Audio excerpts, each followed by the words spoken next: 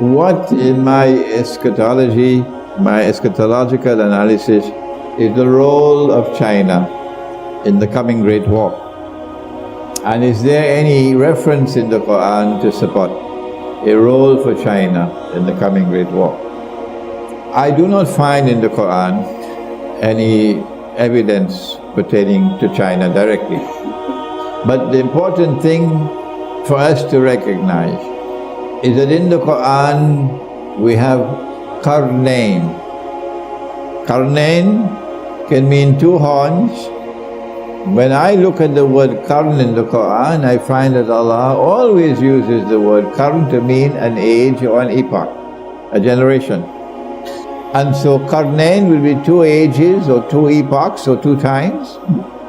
One in the past, when Gog and Magog were confined behind the barrier, and the other in the future, when of course Gog and Magog will be released. Zulkarnain used power to punish the oppressor, to confine him, to use the language of chess, to checkmate the oppressor. Cannot be destroyed, but can be checkmated. And in the second age, in the Qarnayn, which is to come, Qarnayn, the second age, will witness the same thing again. That the people in the region of the Black Sea, the second age will emerge of Qarnayn. It's two Qarns. That power will emerge in that region of the world, and that power will be built by Allah. Allah will make it powerful. And that power will rest on foundations of faith, not godlessness. And that power will be used in the second Qarn as it was used in the first Qarn, to stand up and resist the oppressor, and to support the oppressed and those who have faith and are righteous in conduct. This is Russia. This is Russia's role today. Russia is turning away from communism, away from Marxism, but there are those who are still sleeping, so let them sleep. And Russia is returning to Orthodox Christianity. Russia is recovering her spiritual soul, while the United States and Canada and Britain and France and Germany have barbarian souls. A man can marry another man and get a marriage certificate, and you call that something progressive, something worthy of commendation? That's progress? You must be sleepy.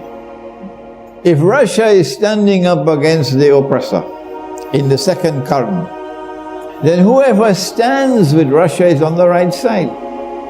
And China is a proud civilization. Not the Chinese in Singapore I'm talking about. I'm talking about China.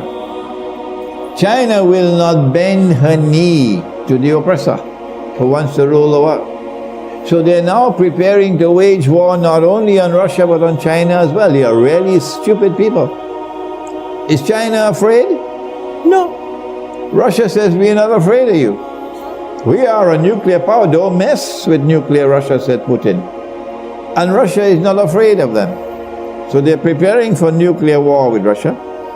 And Russia says, we're not afraid of you. And they're preparing for nuclear war with China as well.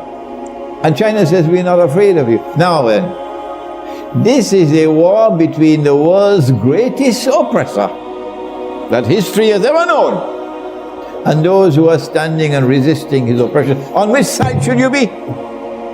If you have a telephone to your government, then call them and tell them.